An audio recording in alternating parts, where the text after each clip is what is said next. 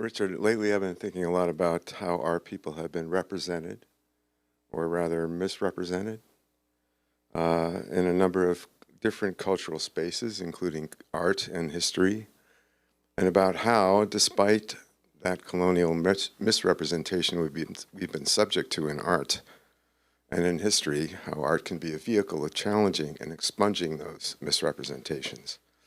And since I saw you last, I've done two works where I've tried to intervene in those misrepresentations which have been so absorbed and mainstreamed over generations that these challenges sometimes arrive as a surprise to the general public, conditioned to accept them. So what passes for history in the United States is really heritage, not what was, but what was wished to have been. History sanitized and distorted. The main thrust of colonialism is not only the removal of indigenous people, but their replacement by a people that imagines themselves as superior, the basis of their feelings of entitlement and the rationalization for all the destruction rained down on us and on Turtle Island. The subject of my first intervention is a famous painting by Benjamin West, completed in 1772, Penn's Treaty with the Indians, which purports to depict a legendary 1683 treaty negotiation between Quaker William Penn, Pennsylvania founder and proprietor, and the Lenape at Shakamaxon on the Delaware, now part of Philadelphia. It was occasioned by an invitation by art historian Chris Green to contribute work to an exhibition he was curating at the List Gallery at Swarthmore College, The Sky Loves to Hear Me Sing, Woodland Art and Transmotion, which closed a couple of weeks ago. Whenever I'm invited to participate in an exhibition, I always research the land that the venue occupies. And what interested me about Swarthmore was the fact that the painter Benjamin West was born in a house that is located on the campus. West came from a modest Quaker family, and his precocious talent got him to Europe and England, from which he never returned to the United States. He made a name for himself there with his provocative update of the genre of history painting, which until West depicted subjects in the present in classical wardrobes of the past. West garbed his subjects in their contemporary dress and staged vast historical epics on large canvases, another famous example being The Death of General Wolfe, which hangs in the National Gallery of Canada. Prominent in the foreground of the painting is a romantic rendering of an indigenous warrior in a contemplative pose, with his chin resting on his hand. And I was always struck by this rendering and wanted to do something with it, and with this genre of history painting. The Swarthmore show was my opportunity, and I had the idea of projecting the painting in its full size, approximately 6 by 9 feet, and of messing with it, as it had messed with history. And this is a little portion of Chris Green's text on the work, which I found very concise and accurate. In his new video installation, Ye Hurry Walk, Michelson applies this critical approach to the founding myth of Pennsylvania, the 1683 Treaty of Shakamaxon between William Penn and Chief Tamanend of the Lenni Lenape, and the ways that this colonial origin legend was warped to justify the unscrupulous actions of Penn's sons and the infamous walking purchase. The video, projected onto an antique wool blanket, begins with a famous oil painting depicting the agreement, the Treaty of Penn with the Indians, by Benjamin West, the prominent American artist whose historic birthplace is located on Swarthmore's campus. Over time, the painting is taken over by historic documents that fade in and out of view, including the land charter granted to Penn by King Charles II and a 1710 map of, quote, the improved part of the province of Pennsylvania. The Lenape figures in the painting are slowly washed out, and their silhouettes taken over by the handwritten deed of the 1737 walking purchase, a land swindle in which William Penn's sons, John and Thomas, tricked the Lenape out of 1.2 million acres of land north of Philadelphia. The fraudulent deal, falsely representing an old unsigned draft, claimed that the Penn family was owed all the land in which a man could walk in a day and a half. The Penns then hired the 3 fastest men in the colony to run a relay at marathon speeds, tripling the amount of land covered in that time. Despite protestations and appeals to the Haudenosaunee Confederacy to intervene, the Lenape were forced to vacate the territory. Within the shadowy outlines of the painting's native figures, Michelson projects a roving satellite view of the land taken in the walking purchase as it appears today, an aerial panorama that moves from Ricetown and to Jim Thorpe over forest fields and parking lots. Is that starting to? Damn.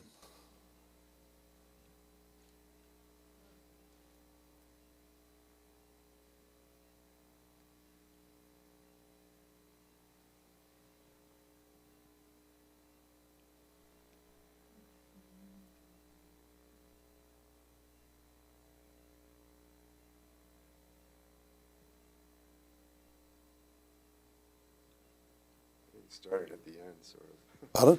Yeah, the clip started pretty late, but it's okay. Yeah. You're getting the gist of it. And I actually cut some of the land out. That's about a third of it. If I had let it, all the land that was taken in that be in the thing, it would have taken another 7 minutes.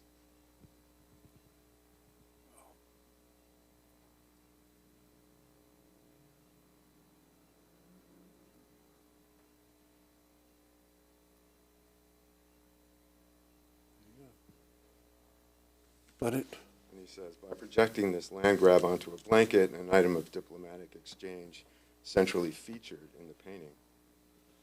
To cement the Treaty of Shakamaksin, Michelson emphasizes the absurdity and illegitimacy of any claimed exchange of land for blankets, beads. Oh, sorry, yeah.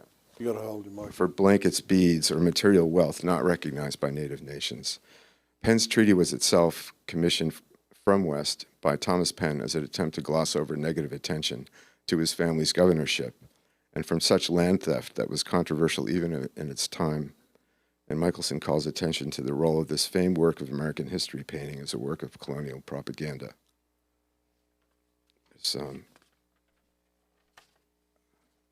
The other site of misrepresentation in which I intervened recently is at the entrance to the Museum of Fine Arts Boston, where I was commissioned to install work on the 2 stone plinths flanking the stairs, a project which just opened on Thursday.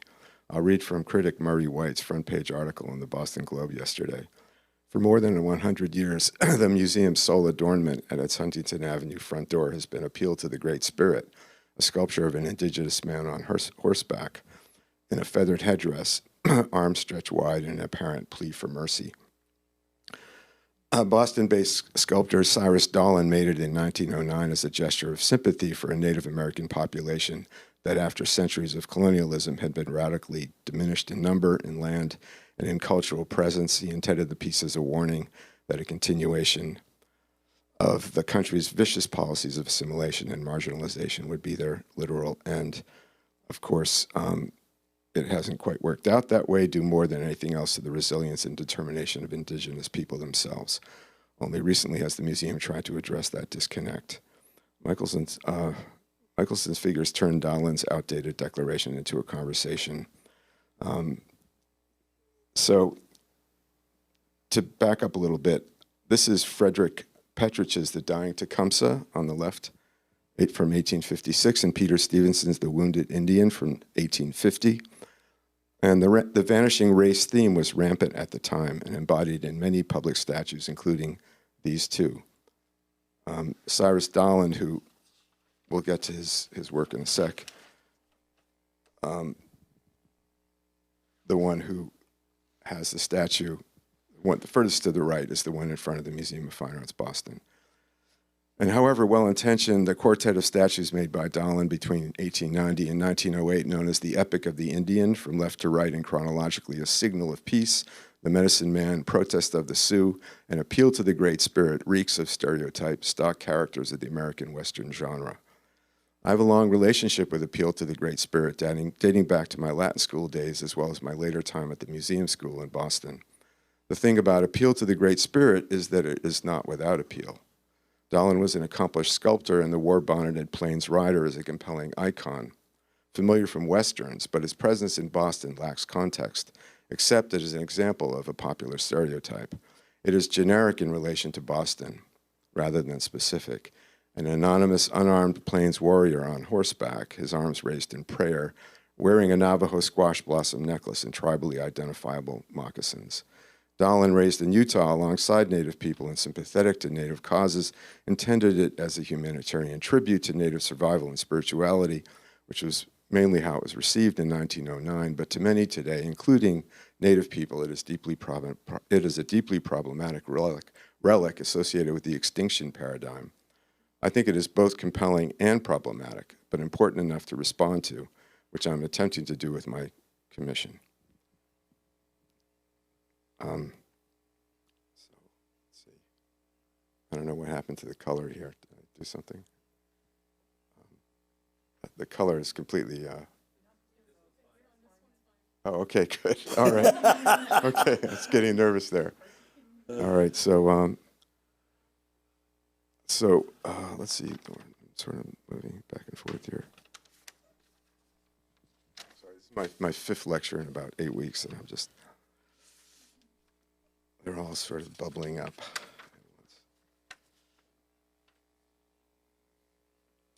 So back to Murray White's review.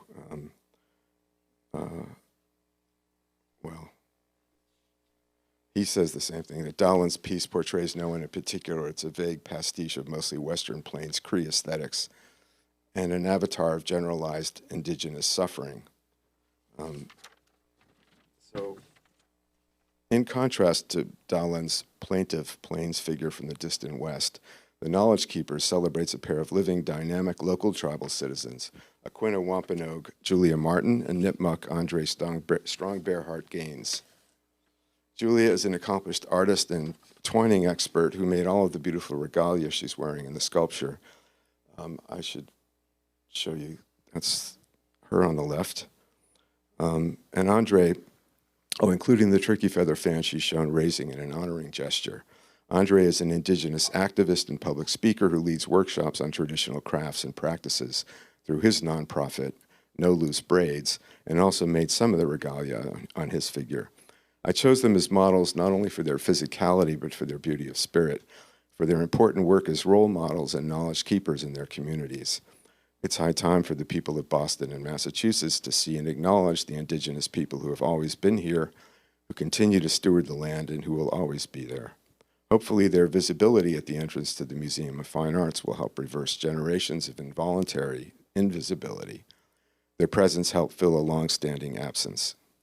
Although the Knowledge Keepers is only scheduled to be on view there for a year, I wanted the work to signal permanence, to counter the impermanence wrongly associated with Native people. I wanted the work to be in bronze, the traditional medium of public sculpture, and I wanted it to shine, both figuratively and literally, to honor and embody the Northeastern woodland reverence for lustrous substances like copper, crystal, shell, and silver, and their metaphysical associations with mind, knowledge, and medicine.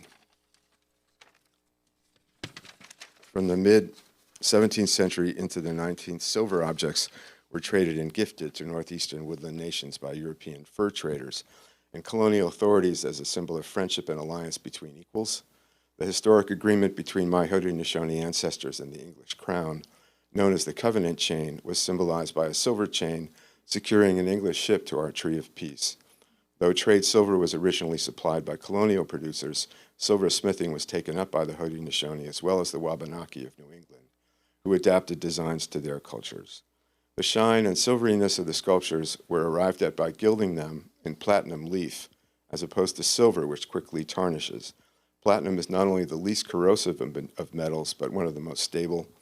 Naturally occurring in alluvial deposits, platinum was first used by pre-Columbian South American natives from the Choco region of Colombia, a hemispheric link, and is now used in advanced electronics and spacecraft. The sculpture's platinum stands both for indigenous continuity and futurity.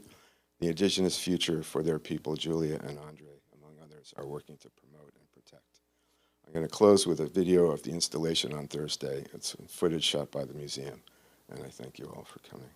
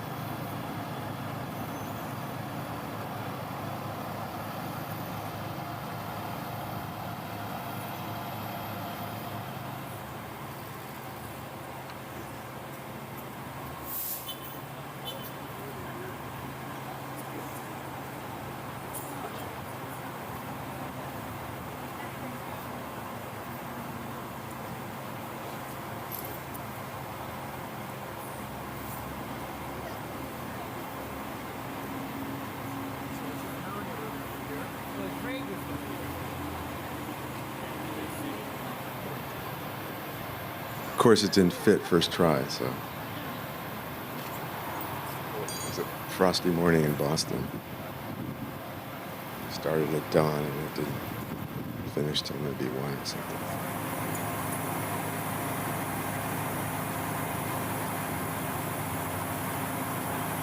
He made that necklace of a bear paw, the bones from a bear paw, and wampum that he collected on the Wampanoag territory.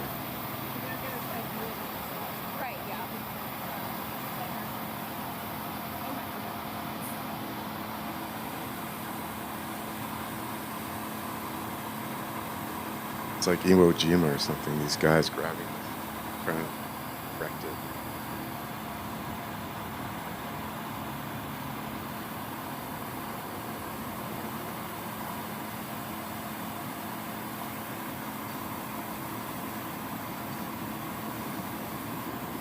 It was a performance in its own right, because we sold tickets.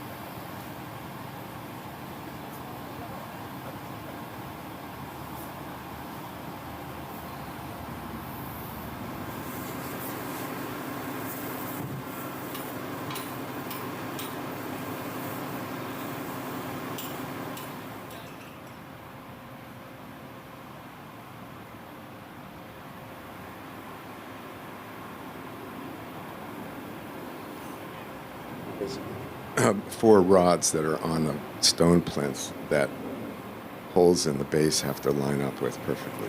So it's a job. I had to widen them.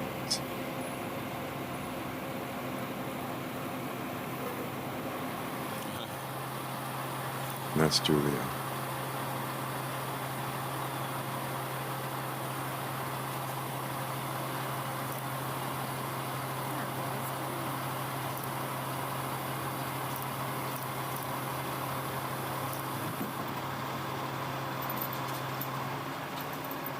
She was just pirouetting like that, just unplanned, and looks like she was cleaning the whole place, you know? Her fan. Yeah, the bag.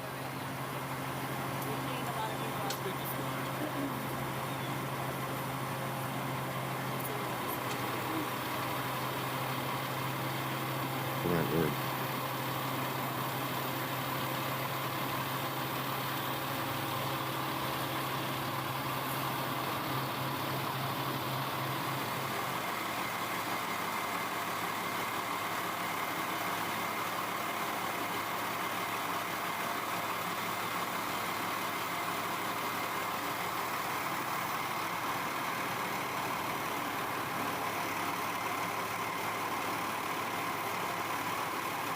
It wasn't the Apollo landing, but it felt like that.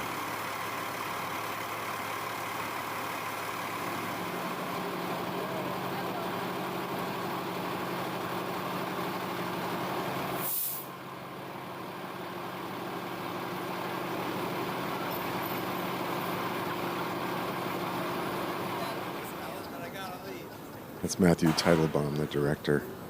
Seemed pretty happy. Anyways, thank you.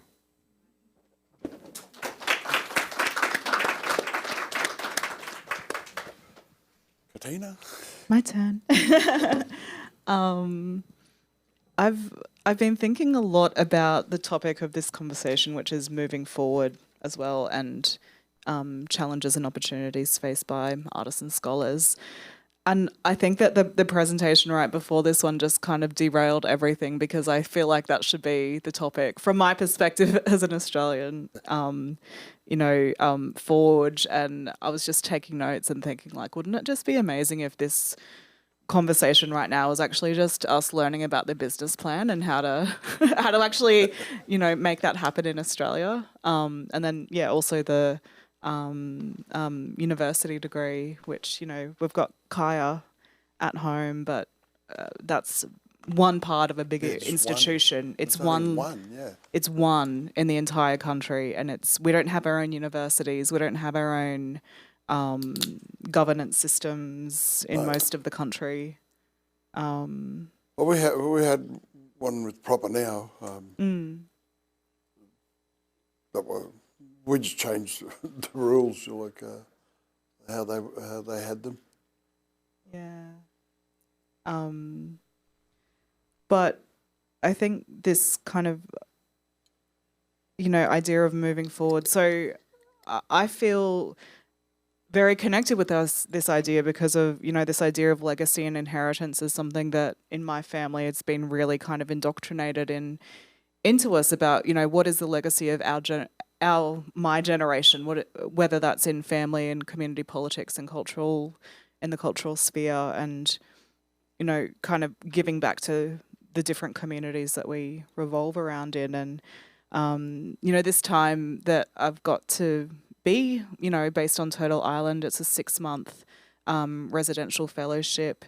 And while I'm kind of tasked with curating an exhibition by the Spinifex community in Jutanjara in Western Australia, my kind of ulterior motive for being here is actually to have time away from institutions and time away to actually think and try to plan and just have some time to not kind of have to feel like you have to do absolutely everything in institutions, which I'm sure that everyone working in institutions knows. It's not just your position description, it's everything else. Especially because the institution I work in back in Brisbane, the Queensland Art Gallery, Gallery of Modern Art, it's in Brisbane, which is a contested city. Maintain north and south of the river, and then further south, and then further north. And my grandfather is. My grandmother is part of the Yagara Nation, part of that wider community. So, working in these institutions and then being an Indigenous Aboriginal curator in these institutions, but then also the family and community politics that you're also drawn into. So it's just been really nice to have just time away from everything and to think and to research and to learn and hopefully write up some proposals for collaborations with a lot of people while we're here and just have the time to think about, addressing these issues and what is lacking and what the challenges are and how we move forward. Yeah. Yeah, well, we certainly need to be thinking about these things. We need to have time also. Like it's very difficult to find the time to contribute to like collective things. Like being a member of Proper Now is, it's quite, a demanding thing. We have to meet, we have to discuss things and blah blah blah. Yeah, so it's very difficult, to squeeze that in. But like being overseas, well, for me personally, like it's great not to. I've said it before today. It's great not to be seen automatically at the bottom of the socio-economic ladder and that sort of thing. So, we're not Aboriginal over here. Over there, we're all packaged into one area and taken away from things. So, but there's so much going on there that we don't know, we're not up to date on and that sort of thing. So I think we're doing pretty well. Considering where we came from, just 50 years ago, most of us were still living on reserves and missions. So for us to graduate from that, to what we are now, and apparently, the percentage of our population compared to the output of doctorates in universities is the highest in the world. I couldn't imagine that back when I started high school. Neither of my parents had gone past grade 5. So for me to have the opportunity to go to Year 12 and then further on to university, I was from the first generation of blackfellas who had that opportunity. And now I just think we need more of this education. there's a huge focus, behind the scenes on business. So they're going to build a business class, of Aborigines sort of thing. So that's what I'm trying to encourage proper now to get in and get some of that, so that we can turn it, use it, collectively to make things better or easier, for our people in the future.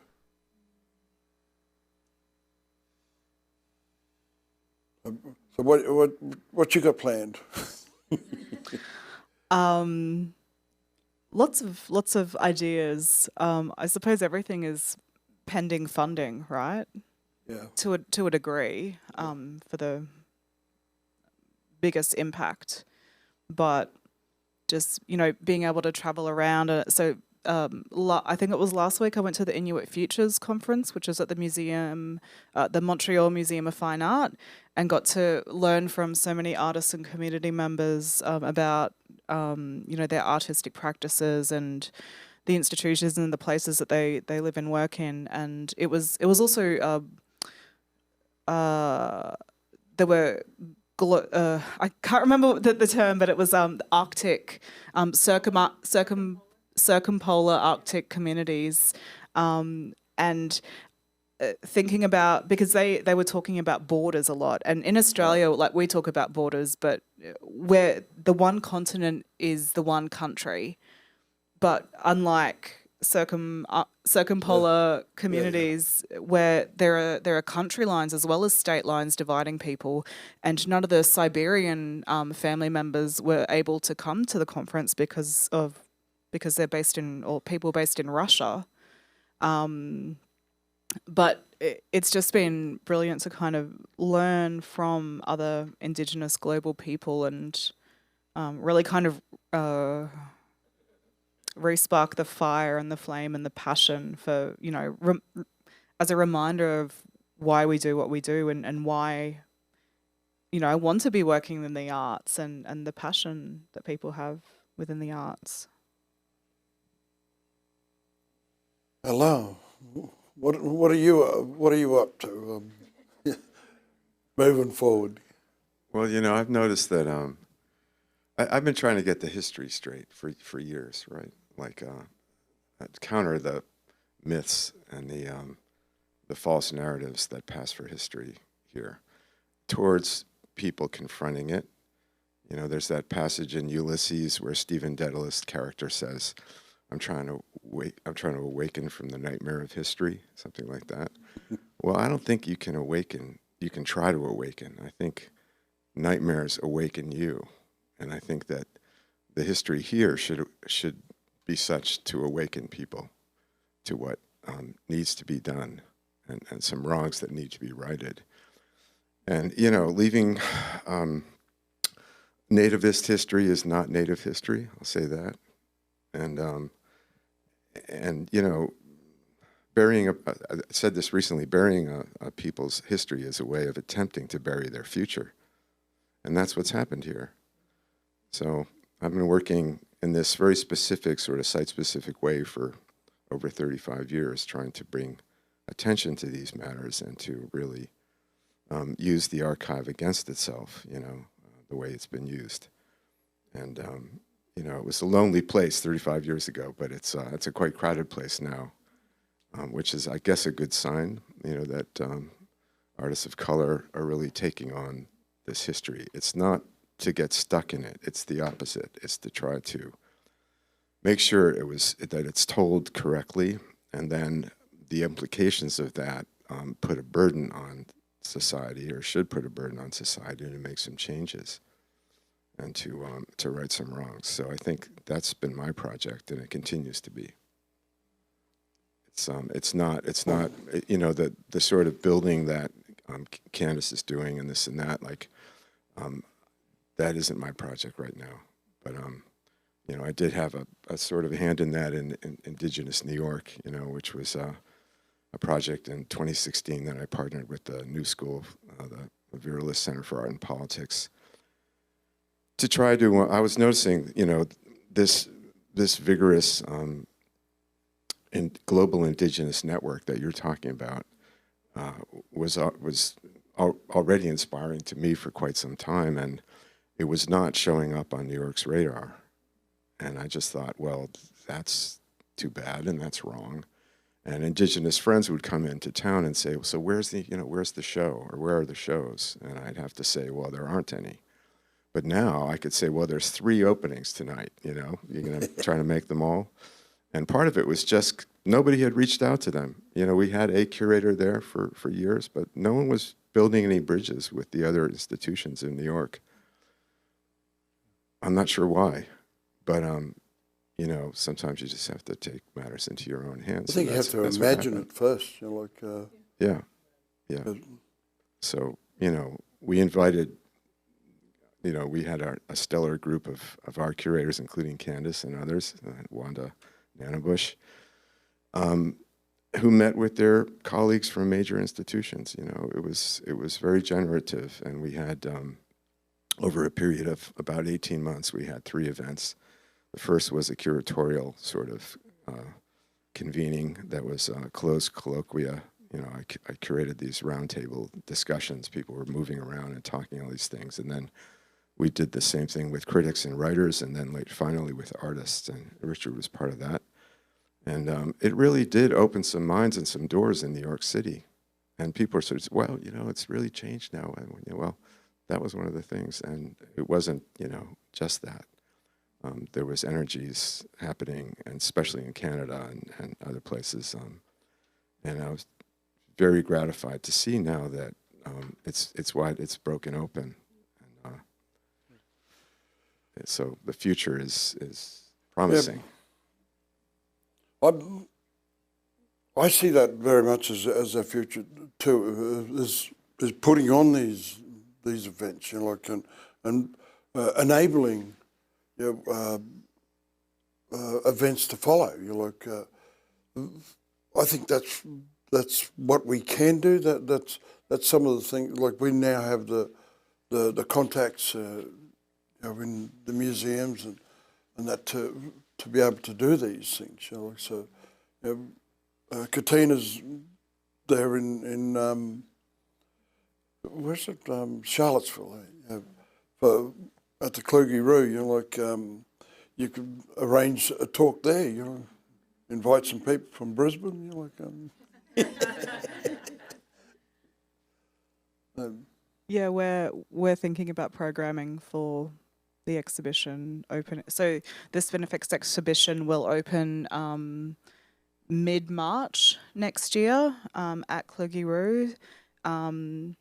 And the Spinifex community often do really quite large paintings. So there's only 19 works going into that show.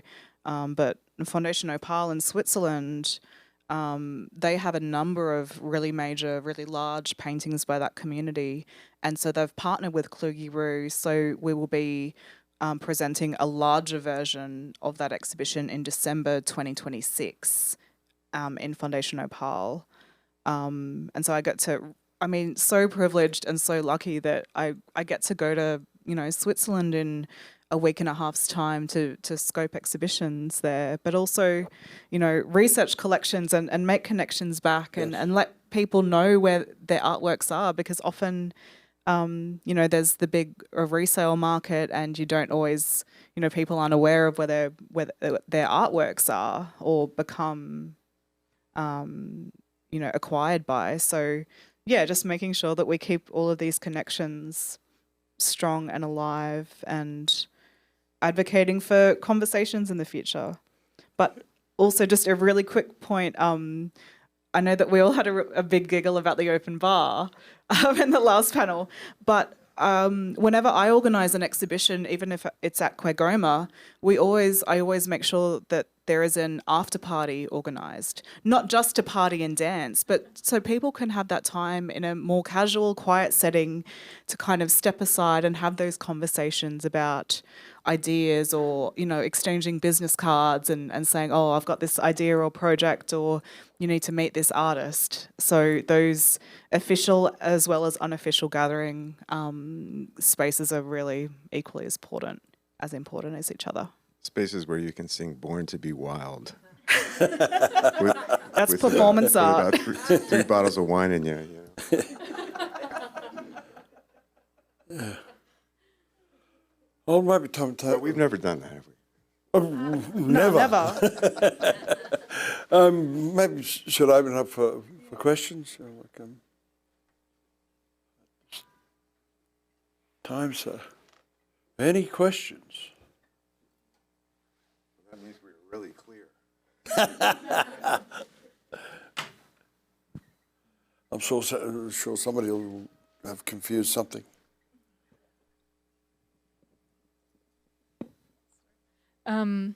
Alan, I was curious, you said that the new sculptures you've done are temporary. They'll be up for a year. I was curious about that decision. Is it the institution not wanting to have them longer, but also what's their future trajectory, if you know already?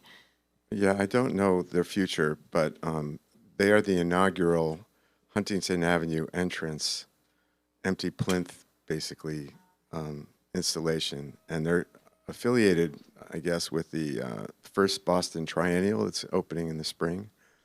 But there was quite a positive response to them the other night, and I'm hoping that they stay. The Dahlin arrived in a similar way, and on the lawn there, and fresh from the Paris Salon of 1909 or something, and it was only supposed to be there to raise money to be put in one of the Olmsted parks in Boston, and that fell through. And then it's just been there since 1915 because people liked it, and so far people are liking this one. And it's making the Dahlin just go away. It just looks like this dull, weird thing, like a bowling trophy out in the lawn, Maybe it will go away. Maybe it will go away. Maybe that's the new plinth project. They remove that and put something else there. It was a stealth project. Yeah. Thanks.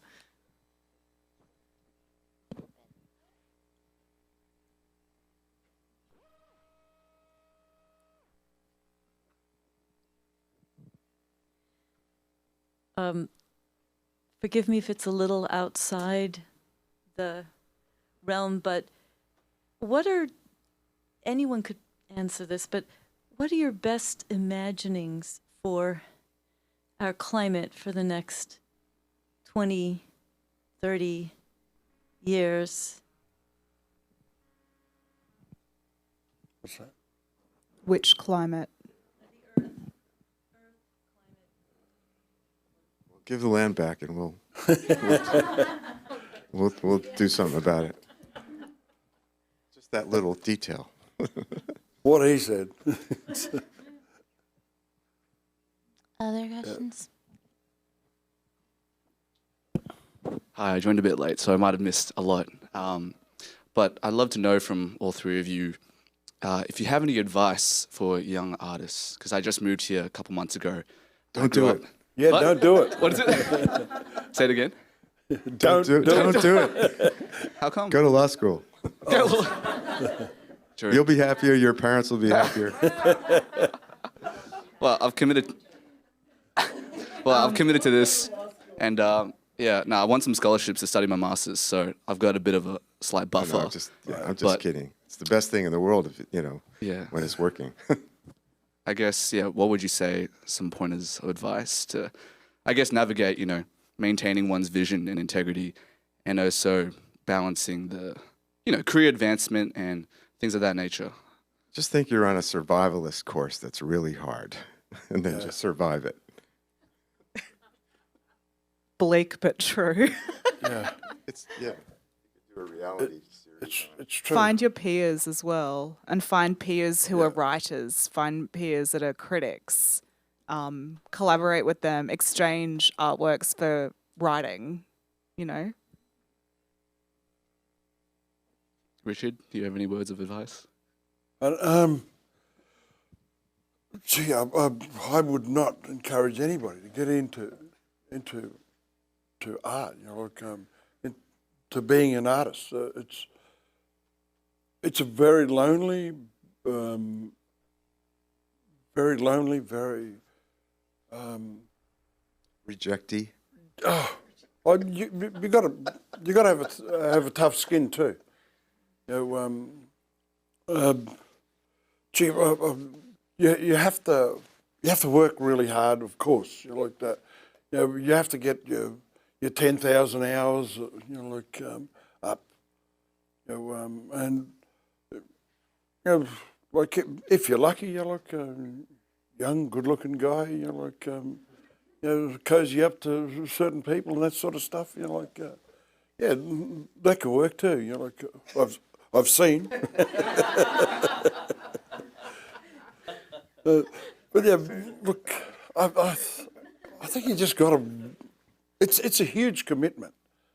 Yeah, and you got to know that, you know, like all that there is that you have is you.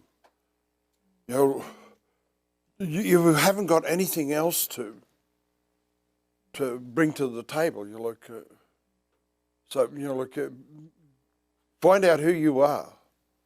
You know, if you don't like yourself, get better.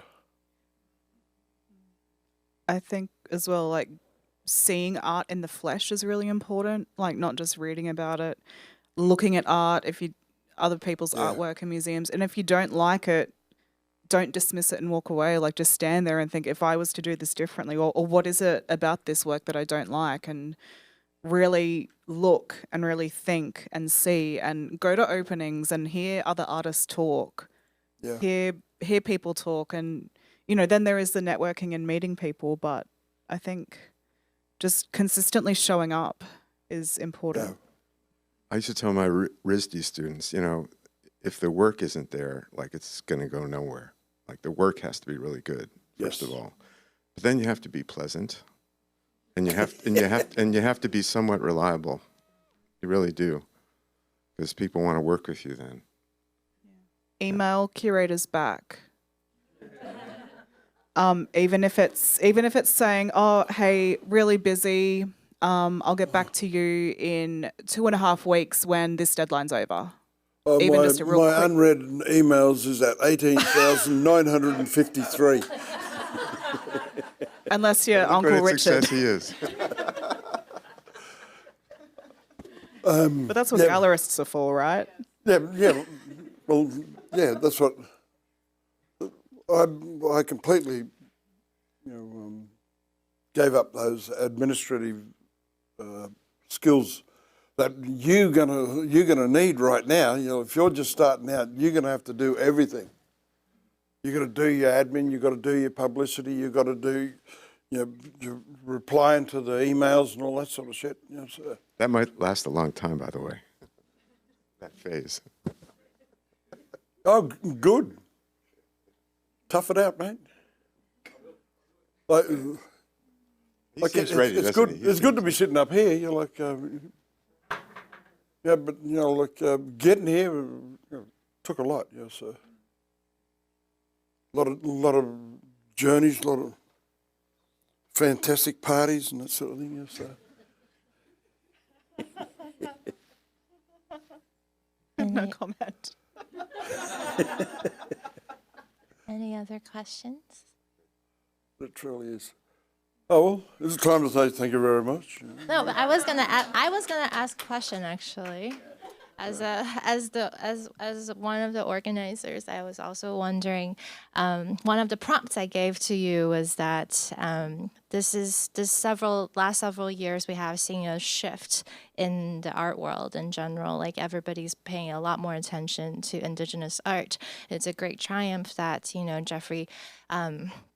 Jeffrey Gibson was representing the U.S. Pavilion at the Venice Biennale, the first Indigenous artist to have done so, but also Archie Moore won the Golden Lion, and so there's definitely more and more visibility. But what does that mean for the younger generation of artists who are starting out, but also in terms of what can institutions do more. Like, I feel like what I have just mentioned are these like long-standing, very established institutions, which all of you have worked with and all of us participate in. But what does that mean for Indigenous artists to have to then be part of this system that is part of the colonial system, right? So then, what does that? How do we unpack from there?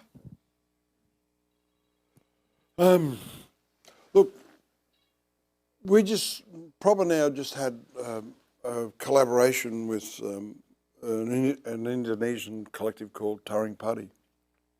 That was really eye-opening for us. You know, like we'd as a group, we'd never collaborated on a work. You know, like we'd all adhere to our own practices and that sort of thing.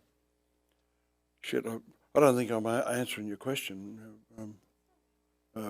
but yeah. Well, we used to say that we should have our own institutions, Yes. our own museums and things like that. But I mean, it's this, we were talking about sort of like business as a possible area of study for our people. Yeah. What you were talking about. So, what does Indigenous capitalism look like? What does an Indigenous museum look like? There are certain sort of things that are just ingrained right now Yes. that would be really hard to dislodge. Yeah. But I'm just hoping that it's not just, the roving sort of fashionable spotlight is on us for 5 minutes and it's going to go away. We have some massively good artists who shouldn't go away, but there is that fashion aspect of art.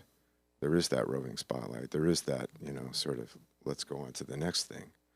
But I think we've, established ourselves enough that I think that Even though if you're established there, you still got to jump on that trampoline, and say, look at me, look at me, look at me.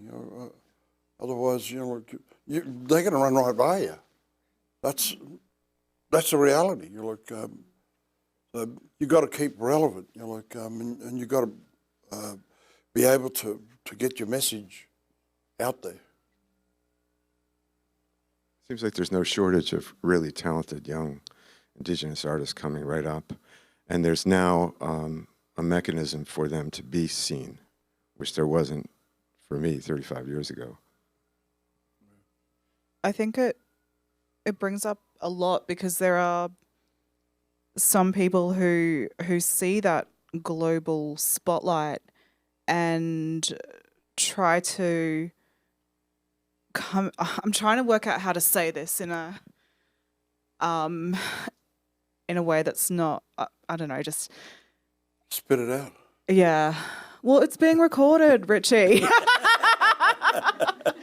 I feel like some people do decide to become an artist because they might see that, at the moment it's a hot, cool thing, and there appears to be extra funding, when really there isn't any extra funding. Funding is always at a whim.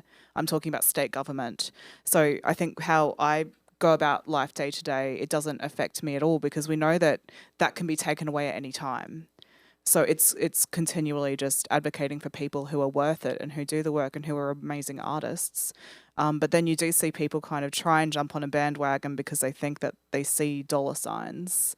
But there are also people who won't hang around for long because the authenticity isn't there. Will chew you up and spit you out. That too. As well. So yeah. There's that element to it. Keep going. No, I think that's it. Okay.